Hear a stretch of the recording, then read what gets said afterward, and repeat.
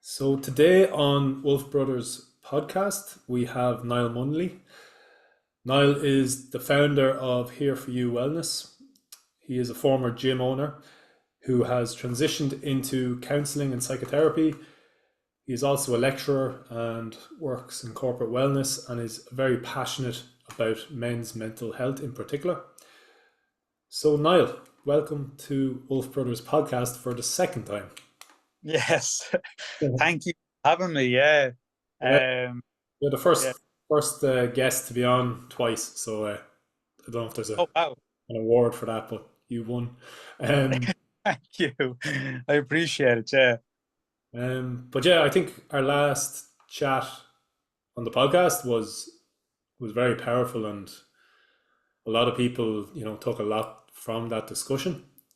Mm. And I suppose the reason we're having you back on this time is to kind of delve a bit more into the topic of men's mental health from your perspective, and I suppose as being someone that's working with so many men in this space, that I think you have a unique perspective on it, and I would love to delve into that with you and even share some of my own experiences with some of the work I've been doing and see where it goes. So I suppose just to start off, what is the, I suppose, main issues you're seeing at the moment with men who are maybe coming to you for one-on-one sessions? yeah. I appreciate you giving me the space and time to do this. I think it's really important for us to be having discussions like this. I think they are scarce, and I think the more that people can have these discussions and talk openly and vulnerably about kind of what's happening in not only our own society, but even globally, I think is massively important. And a small caveat before I get going as well, that what I'm going to share, maybe what we're going to talk about from my perspective anyway, that it's my own experience and it's my own perspective. And um, it is based off the work I'm doing. So if people have a different opinion or perspective or whatever, they're fully entitled to that. I just want to kind of say that because it can be, people can get quite sensitive over topics around men's mental health, and we may get into that the later we go into the podcast, whatever. But yeah, sorry, just kind of wanted to say that as well. Um, but what am I seeing? Sorry, just go back on the question: is what Yeah, am I seeing yeah. men So what, I issues? suppose, what are you seeing, yeah, as the main issues that men are presenting with when they come to you for sessions? So if I was to give you like the top tier presenting issues when it comes to men, the first one is lonely. A lot of men out there are lonely, and there was a study done, I think, back in the 60s, and a few thousand men, and the study was that on any given moment, how many friends do you, this is on a male perspective, how many friends do you feel that you could reach on at any given moment? And the answer was five. And I think they've done the same study about a decade ago, and the answer was zero. So men are feeling incredibly lonely out there. And I'd say up there as well as men suffering from depression, anxiety, and also unhappiness in life in general, having no meaning and purpose. And then, if I was to give you the last one, it's probably men going through really bad divorces or custody battles over children. Mm. Yeah, and just on that last one, I know I've been listening to, I think I sent them to you, the Tin Men on Instagram. He's been on a couple of podcasts, and he's based in the UK, but he talks a lot about men's mental health and some of the issues surrounding it that aren't really talked about in the wider Mm. society. And one of those being the struggle with men getting access to their kids and not being able to get, that custody that they want. And I think he said a statistic now that's based in the UK was one in five men, sorry, for every one in five suicides by men, it's due to not being able to get access to their kids. So like it's a big issue. And I suppose that many men see suicide as a logical solution to a problem rather than um, just saying that they have mental illness. A lot of them would just think it's the only way they can solve that particular problem. So now just on that, in terms of the issue with men going through divorce or not being able to get access to their kids, what's the current struggle there for men, and how is that impacting them? I think an old system that isn't appropriate or isn't working in today's day and age, where men have to fight tooth and nail, go to court multiple times, depending if their spouse or ex-spouse or whoever it may be, your partner, shows up. So it's men have been like literally the kids have nearly been kidnapped from men in certain cases. And I'm saying certain cases, this isn't rare or uncommon, and this can be quite common. I'm talking about thousands, if not tens of thousands of cases nationally as we speak. This is happening. And the system just isn't or hasn't kind of caught up with trying to help or protect men in certain situations. Not to say that, again, the argument I know from a female perspective is going to be, well, he's a deadbeat and, he doesn't deserve to see his kids and he doesn't provide and he doesn't do all of this kind of stuff or whatever, where, that stuff does happen. But there's genuine cases where men are struggling and fighting and paying thousands in legal fees, like just to get access to their children. And you can see, if men are being held from their children, and if I was to draw a silhouette on the wall and I was to ask men, what do you feel a man's role is in this world? I think the top two are going to be provide and protect. And when you take provide and protect away from a man, you take part of the soul away. And when he feels like he's spending thousands and he's going to court cases and being disappointed constantly and not being able to see his own children, he loses a part of his soul. And men are twice as likely to turn to substance use disorders over women. And that's when I see men turning to drugs and alcohol to self-soothe as a way of, again, society isn't set up for men to open up and to talk about these things as much as what people may think. There's not a lot of resources out there for men going through stuff like that. So they'll turn to alcohol and drugs, and that effectively may end in suicide, or at least suicidal ideation. There isn't a man, and I'd say like 90-something%, I have to kind of say that just in case I don't want people who know me to get worried about their partners or whatever, but 90-odd% of men I've met and I know throughout my whole life has contemplated suicide at some point in their life. And I think some people might be a little surprised and taken aback by that statistic, but I have not met many men throughout my whole life that has not considered suicide at some point. So, with 600,000 people globally taking their own lives through suicide, by the time we finish this podcast, 86 men, if it runs for an hour, 86 men globally would have taken their own lives through suicide. So, we have to start looking at these things and start asking the questions, why?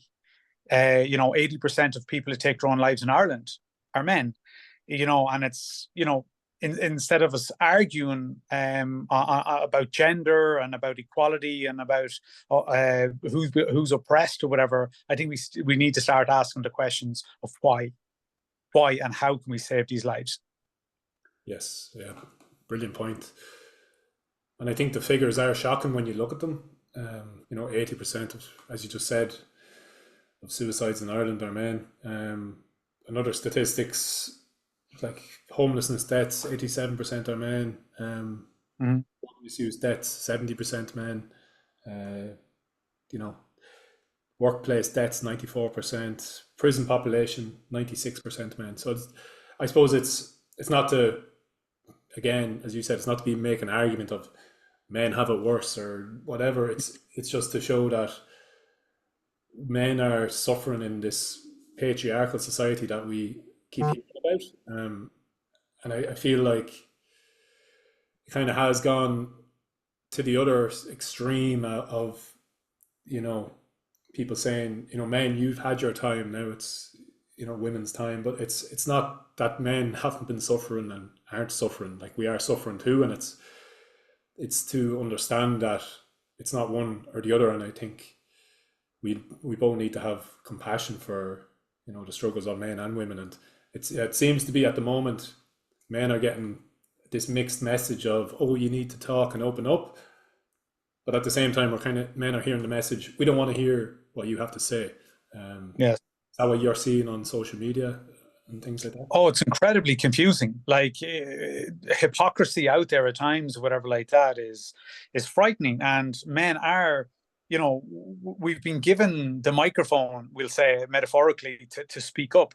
And then a few men have taken the microphone, stood up on the soapbox, and have tried to share their feelings, only to be bombarded and to be harassed at times or whatever, and to be abused. And I have fallen victim to this, because anytime I try to talk about men's mental health online, I end up with angry emails or messages from women saying, "How dare you say this?" And, you know, they'll try to argue the point. And it's like, you know, in life, Carl Jung always talked about pendulums. There's always a pendulum in life. It always swings from one way or another. So if you grew up in the 80s and 90s, I was an 80s child or whatever like that, is we grew up with lots of resilience and no self-esteem, you know, because there was a lot of like wooden spoons, there was a lot of hitting, there was a lot of shut up and get on with it, you know, but we were resilient. Like, we showed up for work. We were working from 12 to 13 years of age, and we knew how to work and how to be resilient. And then the pendulum swung the other way, where it's all about participation medals and giving everybody everything. And, oh, you took part, you came last, but here you get a medal anyway. So now they're all full of self-esteem. But now what I'm seeing is all of the youth are starting to come in with the no resilience. So they're getting to 18, 19, and 20, going out into the world and realizing, hang on, like, you know, where's my participation medal? You know, no, you don't get that. You know, tough. Like, this is work. And that's where I think a lot of people are suffering. But just to go back to your point on that, is that it's so confusing because we're being told to speak up, but yet when we do, or we try to set up groups, or we try to have discussions about it, there seems to be a cohort of women that kind of jump in to argue the point, and which I find condescending at times, where I'm sharing my findings, because I do men's groups with Dublin City Council, heads up. I also have my own men's group myself. And I'm just trying to share my findings, only to be shot down and to be told that it's not right, or it's wrong, or how dare I say that? I'm like, hang on, like, I'm like, if you have a different perspective of this, that's fine. But I don't go into chat groups when women are talking about pregnancies, periods, and other discussions, not feeling safe getting into taxis at night or whatever like that, which these things, you know, are valuable to talk about. But I'm not trying to contradict them on stuff that I don't know about. And I think, and I think that when it comes to genders, some things are going to be relatable to one gender over another. And for us to have open, vulnerable conversations about what we feel as a gender, to be contradicted, you know, and scrutinized and abused by an opposite gender of, like, you know, how dare you feel like this? Like, men have just given up. They're just like, you know, fuck this, I'm out. You know, we're being given the microphone and the soapbox, and then we see guys being slaughtered. So we're not having any of that. So they're stepping down and stepping away, and unfortunately, that's going to lead to men taking their own lives, turning to drugs and alcohol, not speaking up, and effectively staying inside playing computers and just giving up on relationships. You know, so yeah, it's a dangerous pattern that's starting to emerge, and it's because of dangerous rhetorics being pumped out through whatever it's propaganda or through social media or whatever it may be. So it's frightening and scary, and it's discussions like this that'll hopefully open up people's minds. Yeah, and it's just this double standard that we see now. You know, again, just from listening to the Tin Men and looking at what he was saying, and they shut down the longest running gentleman's club in the UK there recently. Or I don't know if it's shut down or it opened it up to women as well.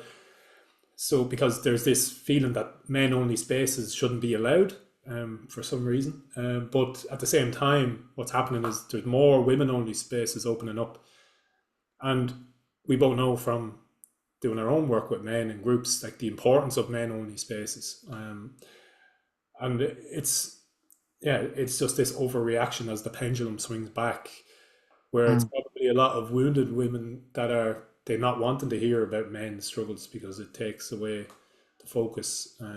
But I think as you said, it's very dangerous if we neglect what is actually happening and don't allow men to have a voice at all, because the issues are huge, and it's something I'm very passionate about as well. And I think what you're doing on Instagram um, and through your social media is very brave, because you're losing followers every time you post about something to do with men's mental health, even if it's factual. Um, and I think it is important that we keep speaking up about it, because there's plenty of people doing work for women, and that's great as well. But we also need to support the men who are struggling. And so I just commend you on the work you're doing. And I suppose just looking at um, the reasoning behind, is there another agenda behind not wanting to show that men are struggling? Like, you don't hear about male suicides on the news anymore. Even I was on a call last night. There was only six men in the call, and two of the men said that someone they knew, a man they knew had died by suicide just recently. And I was just really hit me of like, you just don't hear about this, and that was just a small call. And why do you think it's been hidden purposely? I know some of your posts have probably been censored and stuff. Yeah, that's a very good point, because anytime I do share about men's mental health, I lose, tens, if not hundreds of followers. And I don't have that many to begin with. So it's very noticeable when I lose 100 to 150 followers just after a post. And I always see when I post about men's mental health, like on average, my stories get viewed by, 500 to 700 kind of people per post. And when I share something around men's mental health, that decreases down to about 100. So it's a significant drop and decline in what's actually being pumped out. When you would think if somebody, as you said, has the courage and strength to post about these things, that social media would start promoting these things. And I just want to go back to a couple of points that you made there earlier. I will come back to this point, whatever, but you're talking about men's spaces. Now more than ever, it's more important to have men's spaces. Since COVID, since 2019 into 2020, men's sheds have completely declined. So the members of men's sheds, which were support groups, it was originally, I think, set up in Australia, have declined. So less men are going to these groups, men's sheds in Ireland. Sorry. It's not only important. You said it's important for men to be around. It's necessary. It's not just like, it is necessary. It is part of survival, I think, of men, and for men to feel in any way content and happy and fulfilled in life, to be around other men. And I saw an interview not so long ago of, I think it was a pub back in the 60s or 70s, and they were interviewing a man, or a cohort of men, sorry, multiple men, but one man was talking, and this woman was interviewing and saying, how come all the men are sitting in the bar and the women are all sitting in the lounge? And the men were basically trying to get the point across that we stay in this side because we can be ourselves. We can use bad language, or we can say certain things, whatever, where the woman was trying to get the man to trip up and to say, why can't all the women come in here? Why can't we mix? And the man, he didn't really have the vocabulary. He was just trying to get the point across that we like to have crack and banter. We like to be able to say what we want. But what women don't understand is, when there's a woman present in all aspects and areas of life, men act appropriately to a woman being in their presence. So if there was a bunch of men around, we'd feel more comfortable cursing or using bad language or saying something funny or slagging each other, because we work off banter. But when there's a woman present, we're very much very much concerned about her feelings and emotions in that group, and does she feel safe, and how do we use our tone, how do we use our body language to make that woman feel safe. So that's work that men have to do when there's a woman present, and that's what we're doing every single day of our lives to make women feel. And now more than ever, because this is why men are giving up, is because we don't have the spaces anymore. So now golf and all of these other things, it's shared now, where it would have been predominantly more men throughout history, whatever like that. And now it's all mix this and mix that. And now if we don't mix it, it's like we're misogynists and it's toxic masculinity. So men are just like, fuck this, I'm out. Like, I'm just going to sit at home, have a beer and just watch TV, because if I leave and the spaces that I usually go to, they're being mixed. I don't get to be myself. I don't get to have crack and banter, because now we have to be very much aware of who's in our environment. And this isn't that men want to say aggressive or derogatory things about women or about people in general. It's just we want to just feel safe and comfortable, like women want to feel safe and comfortable in any environment. And that's what it boils down to. And when men don't feel safe, like women don't feel safe, it's very hard to be vulnerable. And if men don't have men's spaces, they can't be vulnerable. So if men can't be vulnerable, the byproduct of that is men are going to bottle things, repress it, and probably end up taking their own lives. So what they're trying to do then by containing or shutting down or trying to mix all of these men's spaces or whatever is to get men to give up, to get men to be not authentically themselves, for them to wither, basically, to emasculate men, to not have, for men to have any sort of kind of opinion, word, whatever it may be, because men who stand together and men who work in groups together fix the world. Like, they band together and they get stuff done. And if they take them spaces away from men, we're less likely to talk about immigration. We're less likely to talk about, certain things that, to go on marches or to stand behind women who want to maybe march about the same things and to talk about the same things. So effectively, it's just getting men to try to give up.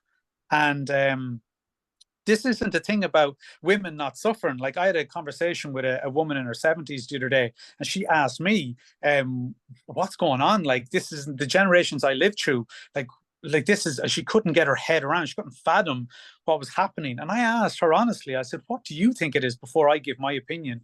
And she said that she feels over the decades that women have fought tooth and nail to get into the position they are at the moment. And now they're digging their heels in and they're afraid to take any back step at all.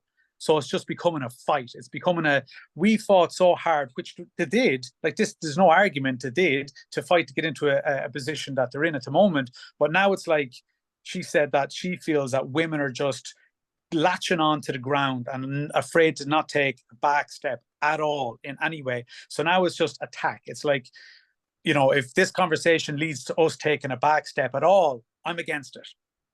And she feels that's kind of collectively what's happening nationally and globally, where women have fought, and they have, like, the feminist movement and stuff, has it's done so much over decades, but like the pendulum has swung, it seems to have swung a little bit too far, where it's impacting men and men's mental health at a drastic level. So I think it's about emasculating men. I think it's about men separating men, because men are more powerful together. And when we're more powerful together, we get shit done.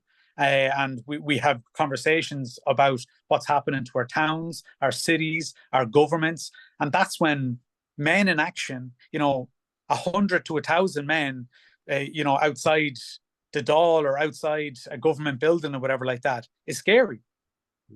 Like that's how stuff gets done, and if you separate men, we're lost. We give up, we sit at home, we play computer games, we watch more porn, we masturbate, we do all of these things, we stay away from relationships, so they just yeah. Wow, yeah, I think you hit the nail on the head there, and it just makes sense when you put it like that, because I've spoken before on the podcast about that, sacred masculine rage and anger that can be used in a protective way. So, like, that is one of the roles, if you go back to the core roles, as you spoke about, of a man, is to protect and to stand up against regimes that are manipulative towards people, and to stand up against the government or whoever is enforcing a particular agenda that we don't believe is right or just. So yeah, it just makes sense that they would want men not to be gathering in these spaces. And I know myself, when I gather with men, like you were saying, like, it's not the we don't really talk about like bitching about women or any of that. We just talk. It could be about anything. It could be Mm. political, religious. It could Hmm. be sport. It could be anything. But it's just that act of not having to, as you said, be aware of what you're saying overly, and it just gives us that time to just kind of relax and be ourselves and not have to worry. And it is it is sad when you start hearing, like, women are afraid to walk down the street or things like that. And I think it's just a sad result of probably hearing too much news. But I never even contemplated when I'm walking on the street that I should cross the road because a woman might fear. Like, I remember hearing, like, you should cross the road if you're walking behind a woman, and I was like, I never thought of that. Obviously, because I've never experienced, you know, being being a woman, so I'd never experienced what they might feel. But it just makes me have to be hyper vigilant of, like, am I, as you said, just vigilant of, how am I being in this situation, and making sure that people feel safe. And that's okay if people need that, but it can be tiring because, as you said, it's work. You're constantly on, constantly aware of, should I handshake or should I hug or should I, how should I Yeah. the situation? I don't want to be breaking boundaries that aren't stated clearly. So it's constant. The mind is constantly going because you don't want to offend, um, or make someone feel uncomfortable. So yeah, having that space with men around the fire, just to sit there. Doesn't have to be around the fire, but we're going to the woods with a few men soon, and I don't even have any plan. We're just going to sit around and talk, and that's it, or just sit there. So it's yeah, it's really, I'm always interested in, like, what is being pushed in the media and what's being pushed down. So the fact that posts such as yours about men's mental health is being pushed down is obviously there's an agenda there. And then why is that? Because they don't want us standing up. And yeah, we're very fragmented at the moment. So yeah, that's why I believe this work is so important. Yeah, but you look at, like, and I think Pride Month. It's this month is Pride Month, and it's also Men's Mental Health Awareness Month, or whatever. Now, I think it was Pride Month before Men's Mental Health. I don't think it was the other way around. But I do think there's probably a reason that they put that Men's Mental Health Month in this month as well. But you look at big corporations or whatever, and I'm part of one of the biggest globally, whatever. And it's all about pride. It's all about pride. It's all about walks for pride. It's all about lunches for pride. It's all about this, which is fantastic, which I'm in full support of. And I do a lot of work in that community, whatever. But there's nothing. There's no walks. There's no lunches. There's no seminars. There's nothing about Men's Mental Health Awareness Month. Nothing. Not a single thing. And if we even look at that alone, and you were talking about how men act, like, I'm a very aware person, I think, of my surroundings, because as a therapist, I feel like that's kind of, I'm always aware of how I'm making other people feel, because I have to do that. I'm on all the time, because if a client comes into me, I'm very much aware of my body language, eye contact, space between chairs and stuff, male or female. Now, when I go to the gym, Cormac, I'm not going to lie. Like, and I didn't know if I was going to bring this up today or whatever, but I need to be transparent and honest. I fear women in the gym. And like, it's a natural fear. Like, when I set up in the gym, I see someone setting up a tripod in a corner, and I see a woman like taking a video of herself. And I'm like, all about it. Like, you do you. But I am terrified. I'm like one bad TikTok video away from losing my license and being reported and being kicked out of the IACP, because if you glance over and get caught looking in a direction or whatever like that, this is what's happened. It's like, oh, look at this predator in the back, look at this creep in the back. I've literally, on a daily basis, if somebody sets up beside me, a female sets up beside me, I'll finish up my equipment really quick and I'll move far away. I'll move further away. And I feel sometimes that they might set up to talk to me or to say hello to me or to do whatever. And I look at the ground, I try look away. I do not engage in the gym. In that environment, I do not engage.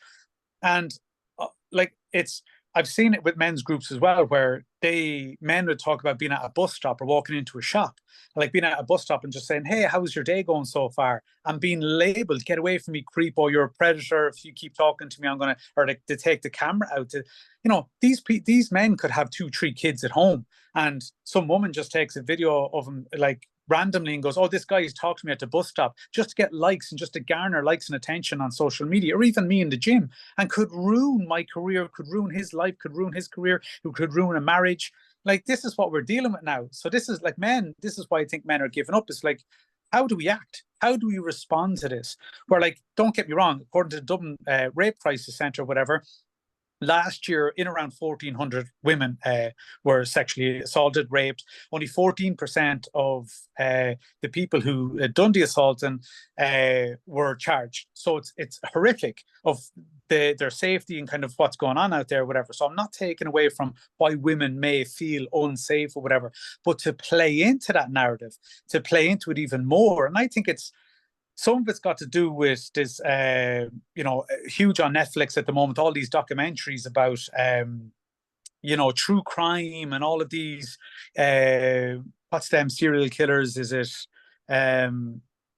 what's that, the last one that was out there, the guy who used to, Oh, I can't remember the names. yeah. But anyway, if people are on it, there's all this kind of serial killer stuff. And I think people are viewing this and they think, oh, men like are capable of this. It's like a very, very, very small amount of men are capable of this. Very small. For the vast majority of the men, they just want to provide, protect. Even a TikTok video went viral there a month or two ago. It was like asking women, would you prefer to be alone in the woods with a man or a bear? And 90% of women, 99%, I think nearly 100% of women were saying a bear.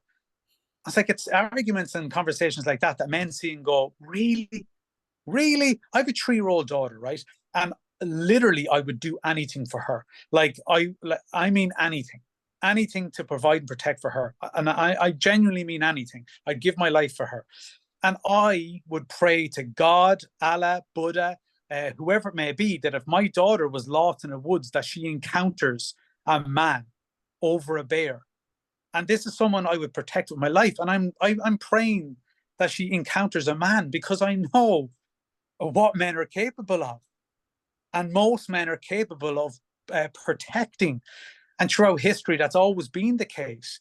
I grew up in an environment where my dad taught me that from a very young age of protect women and children at all costs. I had a sister and I had a mother, and I protected them, and still to this day protect them through the advice that my dad gave me. And that's what good men want. And when people are talking about men are capable of all of these things, you're talking about boys. You're talking about traumatized boys that aren't men, that haven't grown up to be men because they're suffering from their own issues. They may have been abused themselves, and they haven't maybe done the work. And we talk about weak men. So weak men usually act under impulses. They can't regulate their emotions, so they'll act under impulses. So what we're doing is we're effectively weakening men, emasculating men. So we're going to have globally more weak men that can't regulate and control their own emotions and act impulsively. So I think rape, murder, all of these things are going to continue to climb. So the one thing women are fighting for is safety. But by doing this, and the argument or whatever, what they're really getting is more unsafe, unhealthy men in society. Wow. And it's something that I've started to get an insight into as well, because I recently started working with an organization, doing a program with men who are perpetrators of domestic violence. So we're helping them take responsibility for their behavior. And I know when I even say that, like, you're working with the men, the perpetrators, it's like, well, surely that's the best place to do, one of the most important places to do the work is with these men. So to help them take responsibility so that they don't reoffend. And what I'm seeing from working with the men is exactly what you said there. Like, you nearly assume like they're going to be some sort of monster that could, be violent, domestically violent, but they're actually, most of them are just normal men who are maybe just caught in their own trauma from childhood, and they don't have any understanding of their emotions or how to express their feelings, and they get triggered in the relationship, and it drives them straight to anger and rage, and they become violent. A lot of them don't even, when it happens, a lot of them don't even, aren't even conscious of, you know, that moment, because of the energy just explodes within them.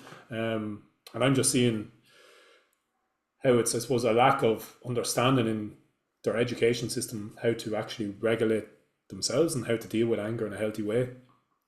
And yeah, they're just wounded, and a lot of them, most of them have, yeah, suffered abuse in childhood themselves, and they're just repeating the pattern. Again, not an excuse, obviously, for the behavior. Mm-hmm. That's the whole point of the program, is to get them to take responsibility. But you can start to see that it is just wounded boys, and we're not monsters. And I suppose it's, yeah, that kind of narrative that, you know, where's all the good men? That's something you hear as well. Like I hear from, you know, my girlfriend's friends are saying, "Where's all the good men?" And I'm like, I don't know. And then I'm like, wait a second. It's like there is loads of good men out there. Yeah. We just haven't been maybe given the chance to show that, or the chance to, you know, step into that fully. And I think the other thing, I suppose, I've noticed from working with the male perpetrators is I started figuring out about, you know, more of the statistics, and the amount of male victims of domestic abuse is actually much higher than we think. And people, a lot of men in Ireland are starting to come out now, who are, you know, victims of domestic abuse. And sometimes it's physical, but sometimes it's, a lot of the time, it's also emotional. But there's a lot of men suffering in silence, because it's this kind of, you know, it's embarrassing for them, they feel, to share that. And there's no female perpetrator program in Ireland like there is for the males. But, you know, I think we're going to start seeing the statistics coming out now, where it's much more balanced in terms of domestic violence than we've realized. It seems to, the narrative again seems to be men are the perpetrators, but we're going to start seeing that, you know, it works both ways. Like, you know, women aren't perfect, just as all men aren't perfect. And I think it's just important to remember that. Yeah, but statistically, if you, the statistics are 50%, 50%. It's happening. The male and female are abusing each other. 50%. Now, the other 50%, yes, it's definitely more men than women, but 50% of domestic abuse is both sides. But like, speaking of abuse and speaking what you went into there, whatever, and this is a disclosure here on my part, whatever, I was abused at the hands of a man for 6 years, from the age of 6 to 12, you know, and I lived most of my life, and most of the decisions I made in my life was to protect myself. So I got tattoos, I started to go to the gym. When I realized what, like, being abused as a child, when I realized like what that done for me, and that men can take advantage of me, so I started to kind of lift weights, and I started to get tattoos, and I wanted to make myself shave my head. I wanted to make myself look as scary as possible, so no one would harm me ever again. And I turned to alcohol and drugs. I was, you know, very good at sports, playing for some high regarded teams at the time, whatever. And when I got to about 15, 16, I could not handle the demons in my mind of what happened for, I'm talking hundreds of times, you know, whether it was punched, kicked, choked, psychologically abused or whatever, and not from anyone in my family. It was someone outside of my family, one person, whatever in particular. And I turned to alcohol and drugs. Then I ended up in hospital with drugs, and, you know, tried to take my own life. You know, so if anyone has the right to kind of be angry at men, I think I do as well. Like, I've been on the end of abuse at the hands of a man for 6 years, hundreds, if not thousands of times. And I did. I probably feared men a lot throughout my whole life, and I wanted to make myself look a certain way so no one would, you know, hurt me ever again. And it wasn't until I'd done therapy and I healed from them wounds that I was like, oh my God, like, all the decisions I made in life, like you were talking about, some of these men that aren't monsters, they're usually 90% of people who, males that are part of domestic violence, or even psychopaths or whatever like that, usually are on the end of abuse.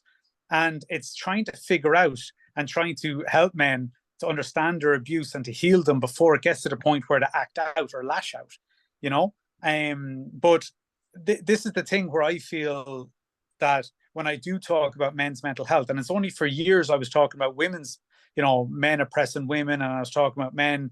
I was putting out a lot of content around kind of as a male perspective of objectifying women and stuff. And I got loads of likes and got loads of comments, and women were all about it. But as soon as then I was like, oh, hang on here. And I started to kind of think about it, and I started coming across more and more and more male cases in the last 5, 6 years. I was like, wow, like, I think I need to balance this out a little bit more, that people start attacking me. And I feel like saying, hang on, like, I've been on the end of abuse by a man or whatever like that. And I still have the vulnerability and the empathy or whatever like that for other men. Just because one bad man, was projecting his unhealed trauma in his life onto me, doesn't mean that all men are like this. And that took me a long time, a lot of work and a few retreats to really figure that out, and for that boy to become a man.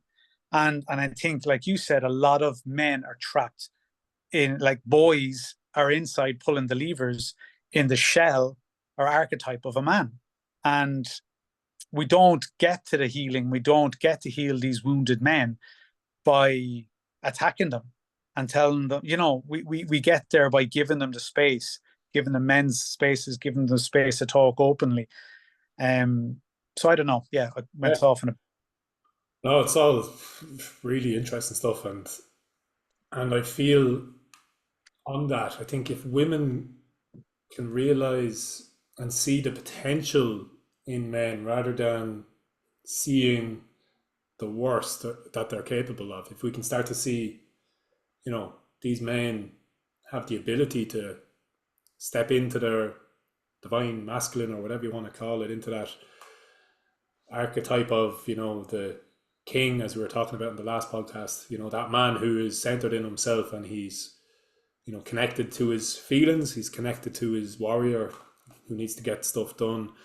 And he's a force to protect in the world, and he's here with his own mission. And I suppose if we can start to, see men as the potential that they have within them, I think they'll be able to move into that potential. But I think when you see, if you see someone and through the lens of, this negative view, and that's all they are, and they're just a danger and they're a threat, then most men, as you said, they're retreating, and they're like, well, if that's all you see in me, then maybe that's all I am.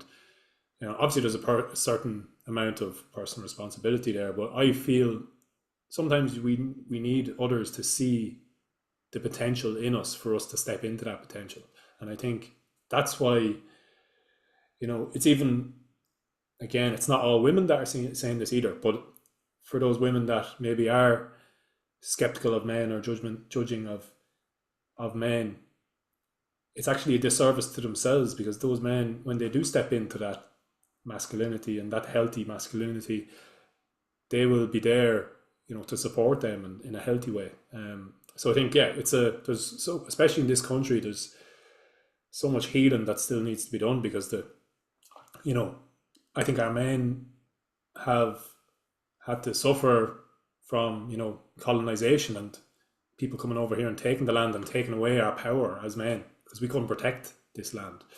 Something I felt recently very much, that our ancestors had to deal with the fact that they lost their sense of manhood because it was taken from them. So there's so much healing we need to do as men, and women need to do as well. So it's like, let's do this together, and how can we start to see each other for the potential that's there.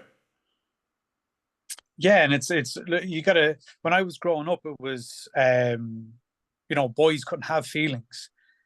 You were called just shut up and get on with it, or don't be a little girl, and all of this kind of stuff. And we all know this. It's been all over social media for years. Like, this is what men had to deal with. And then we kind of got this little window, a tiny little window, where it was like, no, let's start, helping men and bringing men out and stuff. And that window closed pretty fast when, back into kind of like, how dare you? Oh, this is, you try to share your feelings in some relationships now, and it's like, oh, he's controlling. Oh, this is toxic masculinity. All of these quotes, misogyny. Oh, that's misogyny. You're trying to control me. It's like, what? Like, I'm just standing up for my needs in this relationship, and you see this as control? What? So there's all of these phrases and quotes that are being banded around and thrown around or whatever. But I argue the point that, you know, whether you're a woman or a man, if you have children and you see a society growing up where men aren't allowed to step into their masculine, don't have resilience, aren't trying to protect people around them or whatever, like it'll break your heart. If you have a daughter even, and she's like trying to find a man at like 18, 19 years of age, and like this man calls over to the house and he's very timid and shy and stuff. I know my daughter, I want her to be with someone that when I hand him, my daughter, metaphorically, whatever like that, that I know she's in safe hands, whether, if she's going to be, again, if she's straight, whatever, sexuality she is, this is just for a hypothetical story, of course. But I want to know that, like, she's, that he's going to protect her and he's going to mind her. But when did this protection become like, overpowering and controlling and kind of manipulative and gaslighty, where it's like, hang on, any girlfriend I've ever had throughout my whole life, if anything went wrong and the alarm went off 3 o'clock in the morning, I'm in my jocks, I'm running down the stairs and I'm putting my life on the line to protect who's upstairs. And with my daughter, like, that is that's a given. Like, I'm not even thinking whatever's downstairs. I'm thinking, partner, child, whatever it may be, they are, whether I was living at home, my mom, it was like, I'm willing to risk my life. You look at firemen, 90% of firemen, men, fire people, persons or whatever like that, men. Army, men, like electricians, plumbers, plasters, our infrastructure would collapse without strong men, masculine men showing up to work every day. There's a decline in apprentices starting trades now because a lot of young men are confused. They're not allowed to step into their masculine, so they go on to a building site and they don't want tough labor. They don't want to work hard. They're like, oh, I'm out. I've got friends. I used to be an electrician for 10 years. I got friends still in trades and they cannot find apprentices anymore. So we're not promoting this masculine. It's cool to be an electrician. It's cool to be a plumber and plaster. Like, get out there and kind of, use your hands and get up every day. And it is frightening, I think. And I think for any woman who wants to argue the point that men should be emasculated and all of this kind of stuff, I think when you have a daughter in years to come and she needs to be protected when you die or move on or whatever it may be, I think you're going to be crying for her to be with a masculine man. Yes. And I think we're like nearly rewarding that submissive man of like, he just has no opinion and he just does whatever his partner says. And I do see a lot of that, just these submissive men out there who would just disconnected from their masculine because they're partly probably afraid to step into it because they will be labeled as like too controlling or too focused on what they want. And I was probably quite submissive growing up myself. So we only recently in the last couple of years really stepping into the more masculine side and stepping into like what do my own needs and say my own boundaries and in a way that's respectful. But that's actually what women desire. They might think they want a submissive man, but they don't. They actually want a man who is, as you were saying, strong in his masculine, clear on his boundaries, knows what he wants, knows where he's going, is able to provide and protect, and not these weak men that seem to be promoting of. They have no opinion, they have no voice, they just submit. And it's like women, they might think they want that, but they actually want that strong man in his masculine. And as you see, we're seeing the effects of what's being promoted by young men not wanting to step into these jobs and do the hard work. And it's probably gone too much towards like self-esteem and how you're feeling, and that's obviously needed, but the balance needs to be recorrected. So I suppose that's why I'm passionate about doing this men's work as well, is to help men step into that healthy balance of masculine energy, and then bringing in the feminine side too. But I think we nearly should be starting more with that masculine side at the younger ages to really step into that. But see, the thing about that is that people correlate anger with masculinity. They correlate, oh, don't allow a man to step in as masculine because he could be dangerous, and that is the complete opposite. A man who's capable, a man who's sitting in his masculine, who's capable of being dangerous and a powerful man, is what the world needs. The world needs more powerful men because they're the protectors. They're the providers. They're the people I want, my daughter to be with. Like that is something that you're right. And to be submissive, and submissive again is about people pleasing, and it's about just kind of wanting to fit in. And up to 80% of women will reproduce, while only 40% of men globally will reproduce. So there's a fight amongst men to try find a partner and to try reproduce and to have any sort of kind of lineage or whatever. So now men are kind of just going along with this narrative of a woman comes up and goes, these are red flags, these are icks. If you have this and that or whatever like that, I don't want to be with you. And so men are like, okay, no problem. Yeah, okay. Ick, got that. Red flag, got that. A man who asks for you to text him at 3 o'clock in the morning to make sure you get home safe is a red flag, is controlling, is an ick. It's mind-boggling. And I think this is why men are giving up, with this whole icks, red flags, all this kind of stuff, whatever. So men are just becoming submissive, and they're just like, I just want to be with somebody. I'll just do anything to do it. So I just won't say anything. So it's yes, sir, no, sir, 3 bags full, sir. And what I see from clients coming into my practice over the last few years or whatever like that is women getting bored in their relationships because they're not with an assertive man. Assertiveness. The one thing that keeps coming in is, my man is not assertive. I need an assertive man. So I'm either physically or emotionally cheating on this person. Statistically, 20% of married men cheat, while 14 to 15% of women cheat. Now, 20% has stayed consistent for the last few decades, while the 14 to 15% of women has increased for multiple reasons. There's since social media, there's way more chances of getting involved. Women traditionally usually stayed at home while men went out to the pub. But what's starting to happen is, I believe, and I'm only taking this from my own perspective, from women coming into my practice, is that they're grinding a man down to be more emotional, to be more submissive, to emasculate the man, thinking, because that's the rhetoric, that's the narrative they've been told, get a man who's in touch with his feelings. He starts crying, he starts getting in touch with his feelings. Then all of a sudden they're turned off by it. They're like, oh God, now I've got this quote unquote weak man. I'm not really attracted to him anymore. We've got 1 or 2 kids or whatever. And, I'm emotionally thinking about somebody else and more. And it's always 9 times out of 10, it's always more someone who's more assertive. It may not be someone who's earning more money, but it's a more masculine man. How funny is that? But they're not taking accountability for, was that the man you got? Is that the man you curated or cultivated or whatever, and not taking responsibility of trying to help him back out of maybe his feminine and back into his masculine again. But the relationship is dead. And 70% of divorces are initiated by women. And that's for multiple reasons as well. Don't get me wrong, whatever it may be. But 90% alimony goes to women. So there's men risk a lot through marriage, and men risk a lot of being masculine in relationships, because if I have, say, 3 kids, right? I have 1, but let's say I've got 3, okay? So it's a bit more of a responsibility. I've got a house, I'm married or whatever, and a woman's telling me what to do. And I'm like, okay, right. If I try to be masculine and then I'm being told I'm a predator, I'm controlling, my girlfriends have told me that this is X, Y, and Z. And I know that in the morning, if she doesn't want to be with me anymore and we get a divorce, I lose the house, I lose the kids, you're going to continue. And this is how men think. They think that they're going to lose all of this. So what's the best thing to do? Shut up and put up.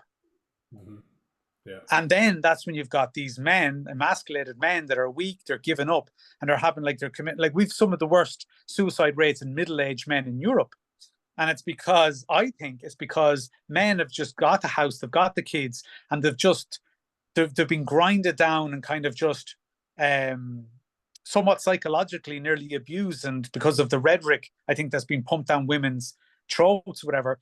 And they're just like, I'm out. This is not my life. I can't golf anymore. I can't go to the pub with guys anymore. I've got no friends anymore. We can't talk openly anymore. I held the door for someone there the other day, and I got attacked by a woman that said, "Do you not think I can do this myself? You trying to, say that I can't open a door?" Like, the list is endless. So, not that I'm an advocate or a supporter of suicide. I try to do it myself. My goal is to try to keep people on this planet long enough to heal enough that they can actually live a fulfilling life. But I do understand suicide. Yeah. I do understand what happens to the human psyche, that some men would just check out and go. Like, I do not see any out, which I would never recommend, by the way. Never, ever, ever recommend. There's always a way. There's always a solution. Do not make a permanent decision on a temporary emotion. But I do see it, and I come across it quite often. And it's hypocritical, I think, that on one hand, women they think they want something, but then when they have it, they're like, no, this isn't what I want. Yeah. Yeah. And on that as well, you hear like, oh, men just need to talk. And it's like, that's an important part. But another statistic from the UK anyway is 91% of British middle-aged men who died by suicide had already been to talk to someone in a frontline service. So it's, as an analogy is used, like talking can take the lid off the pot when it's boiling, but you have to see what's causing the heat to really do it. And the things you're saying there, that's what's causing the heat, because men aren't allowed to really step into who they are in certain situations, like you discussed there. And another thing, just even my own experience this week with a man who was recommended onto the perpetrator program, and I did I was doing an assessment with him, and we were going through the assessment, and I was like, okay, this man doesn't seem to have actually done any domestic abuse. And then he told me the story, and he was very sick just before Christmas, and it's just an example of what you were saying there. He was very sick before Christmas, and he couldn't move. He couldn't even get out of bed, and his wife was like, maybe you should just leave because you're useless at the moment. So I was just thinking, in this time of need, he was kind of feeling like, he said he just felt worthless and not wanted in the house, and then he's like, okay, maybe I should leave. And then he was like, no, actually, I'm not going to leave because I want to be here for the kids. I'm not going to leave. And then there was one incident where one of his kids, who has learning difficulties, and I think, he struggles with violence and stuff like that, but he dragged him up the stairs to stop a fight. Now, he said he regrets doing it, but then the next day, the guards burst in the door and arrested him and brought him away, and he didn't know what was going on. But his wife had said that he was abusing the kids. Now, he did regret that incident, but he was saying, by looking at him, I was like, he's actually suffered a lot of emotional abuse from his wife, as he was sharing with me. And it's just, he's trying to do anything he can to get back to see his kids, and he's like, I'll do this program. I'm like, this, you're not meant to be on this program. Maybe you need some other program. But I just actually, after the call, I got off the call, I actually took a few moments, and I was really affected me, because I could just see the powerlessness that he had to actually see his kids. And he was probably the one that was more submissive in the relationship, and he was the one that was suffering. And he didn't really have a foot to stand on, because it was just what she said kind of went. And I think now there can be different, no one knows the true story what really was going on, but I suppose it's just an example of that's happening all the time. And I think it's just important to realize that that's going on. Yeah, and it's very rare. You're making some really good points, and it's very rare that men just wake up one day and choose violence. Or random violence. It's very rare. So there's usually a backstory. There's usually suppressed feelings. There's usually childhood abuse. There's usually something in their life somewhere along the line, or a compounding amount of psychological abuse over a certain period of time, that kind of bring men to the point where, like, it's innate in men to protect women at all costs, whatever. So for them to go beyond a biological instinct, it has to be something significant. And I don't condone any violent behavior towards women or domestic abuse or any of this kind of stuff, or abuse against a child, which I was on the end of, and I do a lot of work around that. But, you know, like you said, when you actually are involved in these spaces, you get to realize that there's an awful lot of wounded people in these spaces that just need the support and help. And we don't have the services to allocated to these kind of wounded men. And if we don't get on top of these things, the world that people are living in at this moment is not going to become safer, but it's going to become more unsafe, and that's not what any of us want. So it's I think even if there is women listening to this, this isn't about attacking women or kind of saying, oh, look, if you were just a little bit more like, it's kind of just kind of get you to kind of open up from a male perspective. Like, I don't think a lot of women really understand how rare these conversations are and how blocked we are from having them, and how higher powers and stuff don't want us to talk about these things. So if there is women listening to this and to take anything from it, is to understand that through these conversations, as triggering as they may be and as harsh as they may be and direct as they may be, it's for the greater good. And it's from two people who work very closely and intimately with people and are talking from their own perspective. So if we can't act authentically and to talk and to share these, and you've shared some really great insights now, that's after giving me even more information to go on, that, you know, what do we end up with? We can't have an argument without seeing a full picture. We can't, because it's biased and it's a one-sided argument. And what it feels like at the moment is we're not looking at the full picture, and we're very much biased against men and the heinous crimes that they're committing and stuff like this, which they are. And women are at the end of some horrible things, whatever, and we're not taken away from that. But if we're not looking at the full picture, what I think we're not being told the full picture, we're not being shared the full picture. It's very easy. Look, if you tell a lie long enough and loud enough, it will manipulate people and people will believe it. And do you know who said that? No. Hitler. So, like, the thing about it is, the greater powers do not have our interests at heart. They're trying to lie long enough and shout loud enough that they're manipulating the masses and trying to get them to believe something that is not true. And the truth is, most men are beautiful, valuable, and they only want to provide and protect and to be respected. The number one thing I see with men is respect. That's all men want, is respect. But if you say a lie long enough and you say it loud enough and you manipulate the masses, you can change that. And that's what's happened, I believe, that they've said something long enough and loud enough that it's starting to change women's perspective on men. And this is dictators. This has come from, you know, some of the most evil people in the world, or whatever, of course, man, whatever it may be. But it just goes to show that if you say something long enough and loud enough, that the general public and the masses will start to believe it, even if it's false. And it is false. Statistics will show that it is false. Yes, that's brilliant. I think you really summed it up really well there. And I'm also feeling now like, just, yes, I'm taking this stance and help support, you know, men who are, you know, maybe don't have a voice at the moment, but I also see the other side, and I'm only standing on this side because there's not many people standing on this side of it. So like, but yeah, again, as you said, we're just talking about this, but we're not undermining any struggles that women do face. We're just sharing this part of the picture, because it's not being shared. There's lots of stuff on the other part of the picture.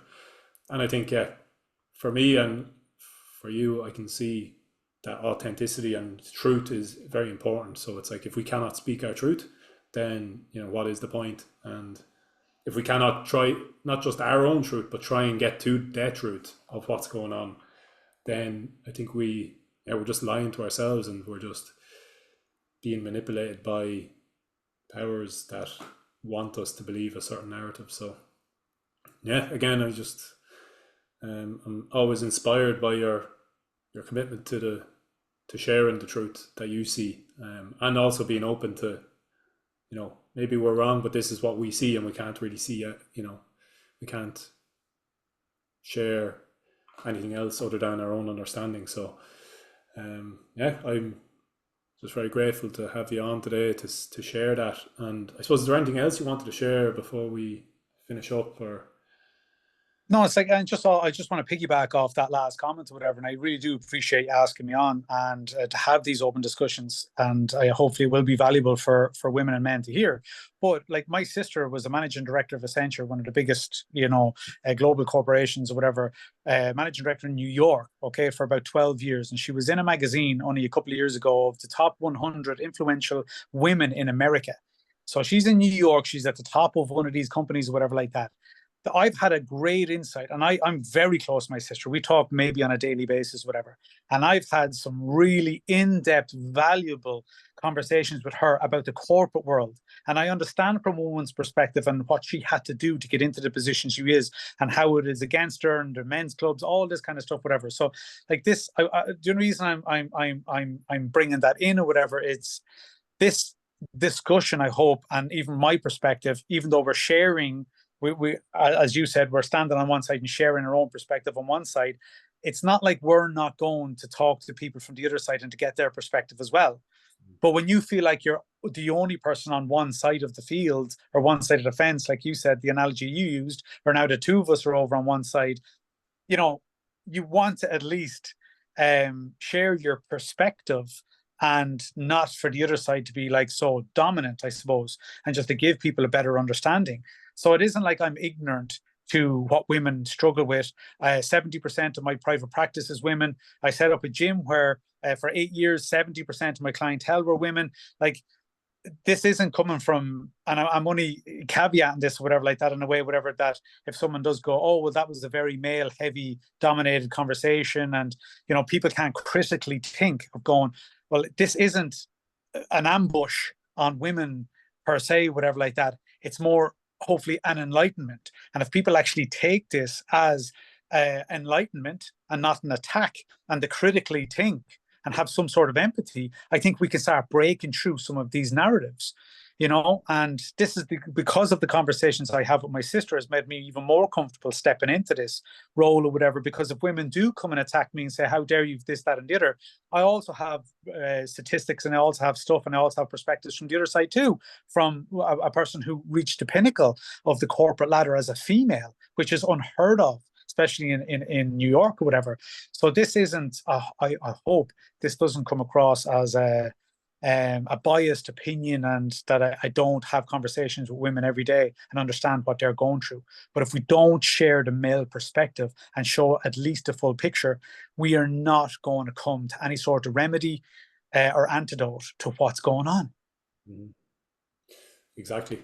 It's well put. And I do think that sharing this perspective is, as I said, it's for the benefit of men and women and the whole society, because we need us both to be allowed to be ourselves and step into all of our masculinity and femininity, of which we both, men and women, have both. So it's like we need to embrace all of that and not start attacking each other. Like, look at who the real enemy is, and it's not it's not men and it's not women.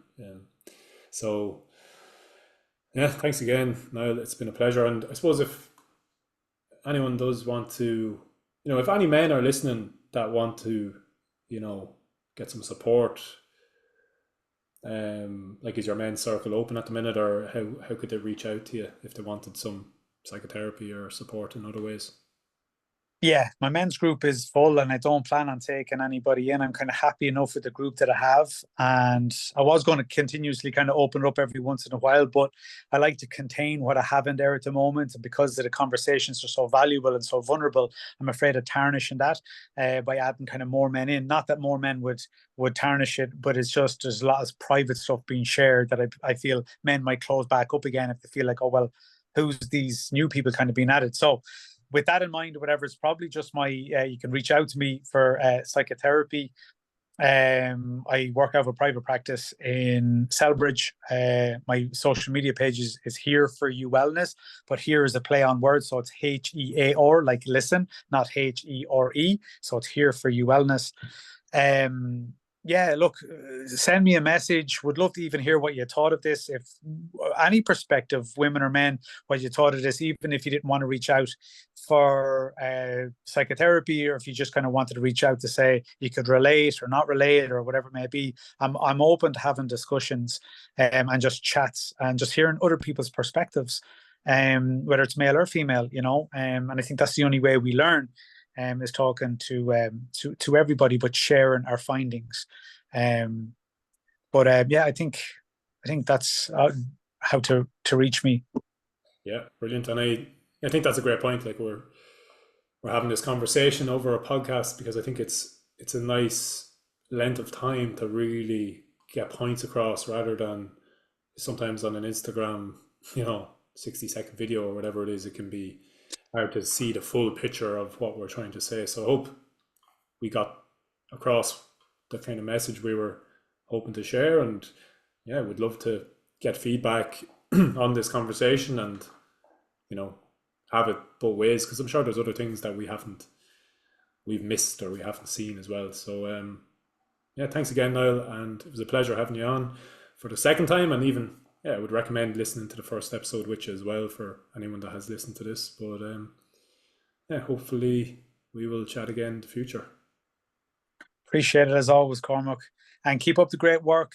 It's needed, and it's motivational and inspirational. So continue doing that as well. Thank you, Niall. Chat to you soon. Okay, cheers.